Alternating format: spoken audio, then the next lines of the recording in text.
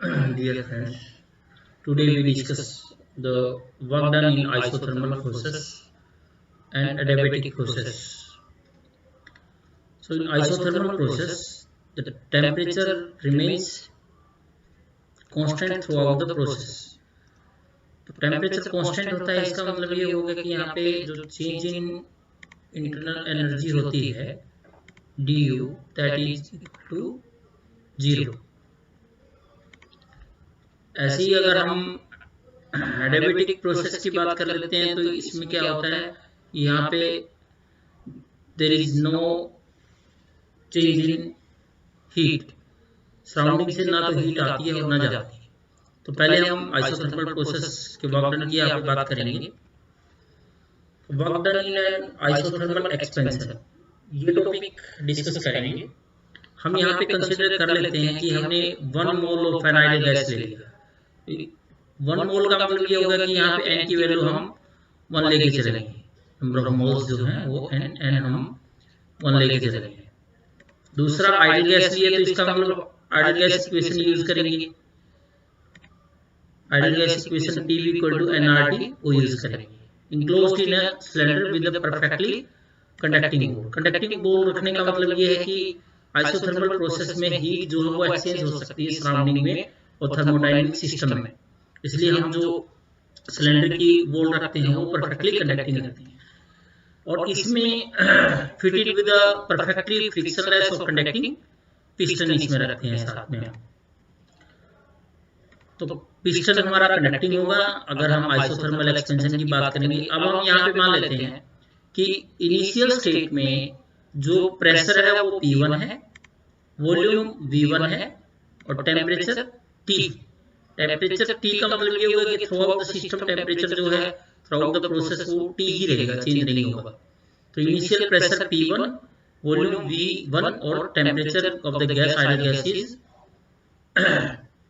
T। Now the gas is expand to the volume V2। Expansion का मतलब ये होगा कि वॉल्यूम यहाँ पे इंक्रीज होगा, तो V2 जो है वो V1 से ज्यादा होगा और प्रेशर डिक्रीज हो जाएगा। सो प्रेशर जो है pressure is reduced to P2 at constant temperature. Throughout the process temperature remains constant. At any instant during the expansion let the pressure of the gas be P।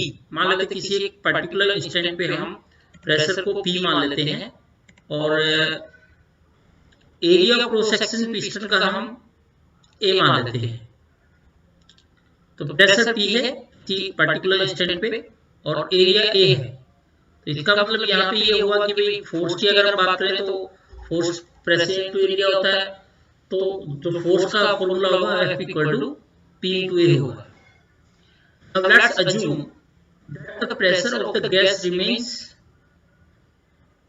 Constant during the small, जो आपने time लिया है, small instant लिया है उसके duration में, और यहाँ पे हम प्रेशर डिक्रीज कर रहे हैं तो पिस्टन को ऊपर की तरफ लेके जाते हैं, तो उसमें जो डिस्प्लेसमेंट हुई पिस्टन की वो हम dx कंसीडर कर लेते हैं।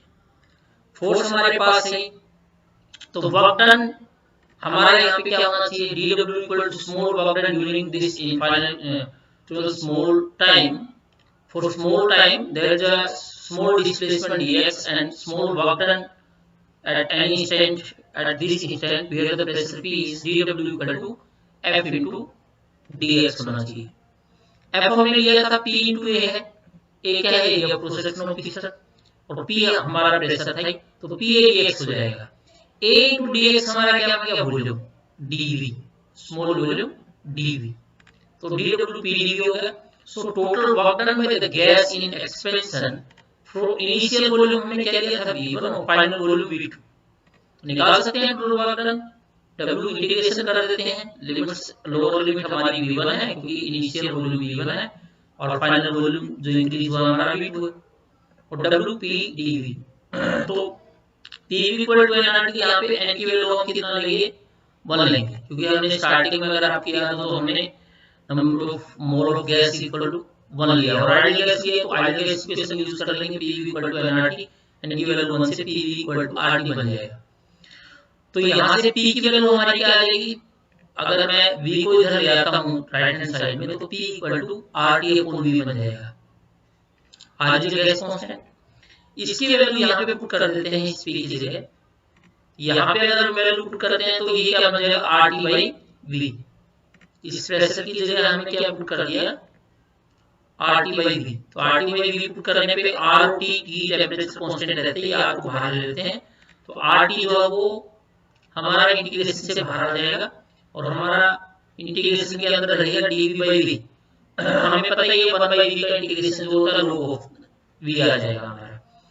जो हमारी लिमिट्स हैं वो v1 से v2 है, अपर लिमिट पुट कर देते हैं minus lower limit, log of e v2 minus log of v1 बन जाएगा। अब अगर बेस हमारा e है तो इस बेस को 10 में कन्वर्ट करने के लिए 2.306 से मल्टीप्लाई कर देते हैं, तो work done during isothermal expansion equal to W equal to 2.3026 RT log V10 V2 by V1। This equation gives the work done during the isothermal process, जिसमें टेम्परेचर कांस्टेंट रहता है और जनरली हम यहाँ पे मान के चलते हैं कि इंटरनल एनर्जी चेंज नहीं होती। ठीक है, तो नेक्स्ट हम यहाँ पे डिस्कस करेंगे work done by the work done in an adiabatic expansion. Work done in an adiabatic expansion में consider 1 mole of an ideal gas enclosed, वही जो उसमें था, बट यहाँ पे हम नॉन कंडक्टिंग मोल रखते हैं। नॉन कंडक्टिंग मोल इसलिए रखते हैं क्योंकि यहाँ पे अगर हम बात करते हैं तो हीट एडियाबैटिक प्रोसेस में ट्रांसफर होती है नहीं, इसलिए हम नॉन कंडक्टिंग मोल रखेंगे और fitted with the perfectly frictionless non conducting mixture, क्योंकि हमारा मेन फोकस यहाँ पे रहेगा कि हीट एक्सचेंज ना हो सराउंडिंग और थर्मोडायनामिक सिस्टम में। वही यहाँ पे टेम्परेचर चेंज हो सकता है, प्रेशर भी चेंज होता है, वॉल्यूम भी चेंज होती है। तो इनिशियल गैस का initial pressure T1, volume V1 और टेम्परेचर T1 कंसीडर कर लेते हैं। अगर हम ये मान लें कि जो पिस्टन आपने यूज किया है, जैसे पीछे किया था हमने, उसका cross section area A consider कर लेते हैं, then the force exerted by the gas on the piston, वही सेम फॉर्मूला जो वहां पे था, F equal to P into A हो जाएगा। एक पर्टिकुलर इंस्टेंट पे हम प्रेशर P मान लेते हैं ड्यूरिंग द एक्सपेंशन। तो नेचुरल सी बात है, यहाँ पे एक्सपेंशन होगा तो वॉल्यूम इंक्रीज होगा, प्रेशर डिक्रीज होगा। If we assume that the pressure of the gas remains constant during an infinitesimally small time, for very small time, we consider that the pressure remains constant. So there is a piston comes outward direction, क्योंकि हमने pressure को यहाँ पे reduce करना है, so it comes outward and there is a outward displacement which is dx। Piston जब बाहर की तरफ आएगा तो यहाँ पे जो डिस्प्लेसमेंट स्मॉल डिस्प्लेसमेंट होगी वो हमारी dx हो जाएगी। तो स्मॉल वर्क डन क्या होगा, dw इक्वल टू f, ये वही सेम जो पीछे हमने किया था, f इनटू dx। यहाँ पे a इनटू dx हमारा dv बन जाएगा, तो dw इक्वल टू pdv। यहाँ तक स्टेप बिल्कुल सेम है जैसे आइसोथर्मल एक्सपेंशन में थे। Now the total work done by the gas in adiabatic expansion when the volume change from V1 to V2, वही V1 से V2 PdV। अब यहाँ पे ये चीज ध्यान रखने की है कि जैसे हमारा आइसोथर्मल प्रोसेस में हमने PV इक्वल टू nRT की वैल्यू 1 लेके PV इक्वल टू RT लिया था, बट एडियाबैटिक प्रोसेस में PV raise to power gamma, gamma हमारा क्या होता है, specific heat ratio Cp upon Cv। Cp हमारा क्या होता है, specific heat at constant pressure, और Cv हमारा क्या होता है, specific heat at constant volume. तो ये हमारा कांस्टेंट रहता है एडियाबैटिक प्रोसेस में, क्योंकि एडियाबैटिक प्रोसेस में बार-बार हम ये चीज करेंगे कि चेंज इन हीट जो होती है वो जीरो होती है। तो हम अब प्रेशर जो P है उसकी जगह हम यहाँ पे पुट कर सकते हैं। अगर मैं इसको K लिख दूं तो P की वैल्यू हमारी क्या आ जाएगी, यहाँ से K अपॉन P की वैल्यू जो बन जाएगी वो हमारी बन जाएगी equal to P equal to K, हमने जो कांस्टेंट माना है, divided by V raise to power gamma, ये वैल्यू बन जाएगी। तो इसकी वैल्यू अगर यहाँ पे पुट करते हैं तो इसको हम क्या लिख सकते हैं कि K V raise to power minus gamma, तो ये बन जाएगी पी की वैल्यू हम ये पुट कर देते हैं K V raise to power minus gamma into dV. K constant है बाहर ले लेते हैं, अब यहाँ पे V raise to power minus gamma into dV, इसका इंटीग्रेशन करते हैं। तो इंटीग्रेशन में हमेशा हमें पता ही है कि 1 ऐड होता है, तो यहाँ पे क्या हो जाएगा माइनस गामा प्लस 1 मतलब 1 माइनस गामा, और जो इंक्रीज हुई है पावर वही नीचे डिवाइड हो जाती है, तो 1 माइनस गामा नीचे डिवाइड कर दिया हमने। अब इसके लिमिट्स को पुट कर देते हैं। वहां पे अपर लिमिट है, वहां पे v2 1 माइनस गामा बाहर ले लेते हैं इंटीग्रेशन में, यहाँ से 1 माइनस गामा हमने बाहर ले लिया तो k अपॉन 1 माइनस गामा हो जाएगा, और लिमिट को पुट करते हैं तो k अपॉन 1 माइनस गामा बाहर आ गया, और यहाँ पे क्या हो जाएगा v2 raise to power 1 minus gamma minus v1 raise to power 1 minus gamma. k को अंदर ले लेते हैं तो k v2 raise to power 1 minus gamma into k v1 power 1 minus gamma हो जाएगा। इसको इक्वेशन 1 कंसीडर कर लेते हैं।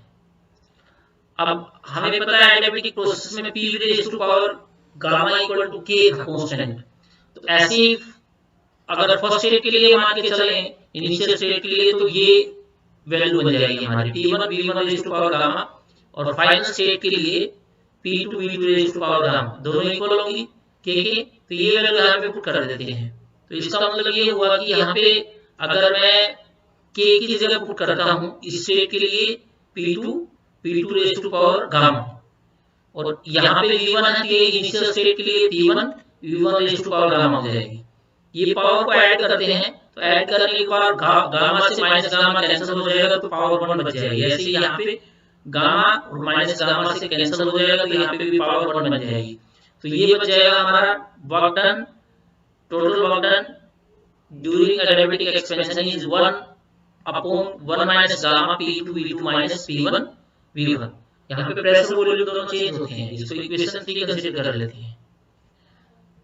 अगर हम यहाँ पे मान लें कि T2 is the final temperature of the gas in adiabatic expansion, हमने कहा है यहाँ टेंपरेचर चेंज होता ही होता है, यहाँ पे बस हीट एक्सचेंज नहीं होती, टेंपरेचर तो चेंज होता ही।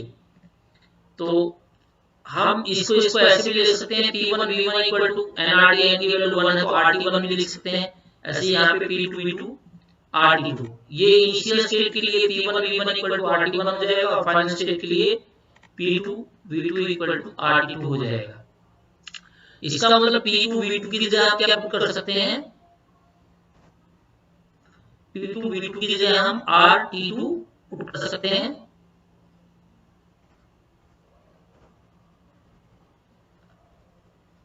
और इसकी वैल्यू अगर हम यहाँ पे पुट करते हैं तो ये बन जाएगा RT1 और ये बन जाएगा RT2। तो P2 V2 की जगह हमने क्या पुट कर दिया RT2, और T1 V1 की जगह RT1। तो टोटल वर्क डन की अगर हम बात करें तो यहाँ पे R कॉमन आ जाता है, R को कॉमन ले लेते हैं तो W equal to R upon 1 minus gamma T2 minus T1। ये दो इक्वेशन आई है हमारी, इक्वेशन 3 और इक्वेशन 4। इक्वेशन 3 हमारी प्रेशर और वॉल्यूम की फॉर्म में एक्सप्रेस करती है equation of work done during the adiabatic process, और इक्वेशन 4 जो है वो टेंपरेचर की फॉर्म में। तो when we are solving the problems on basis of adiabatic process, तो हमें देखना है कि वो प्रेशर और वॉल्यूम में प्रॉब्लम दे रखी है या टेंपरेचर की फॉर्म में दे रखी है, तो उस टाइम पे कैसे सोल्व करेंगे। तो ठीक है friends, please share and subscribe YouTube channel Learn Physics with Pangal for more videos on heat and thermodynamics.